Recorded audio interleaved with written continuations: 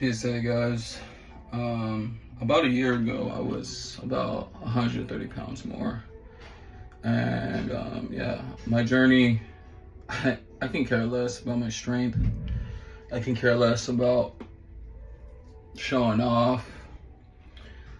The reason why I'm posting is to show you guys that mentally you can do anything that you put your mind to.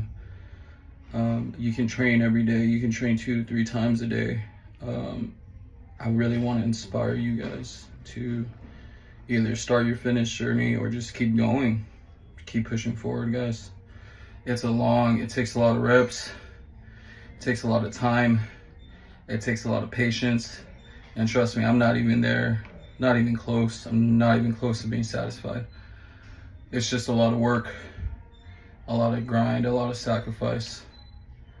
But with that being said, have a beautiful Monday.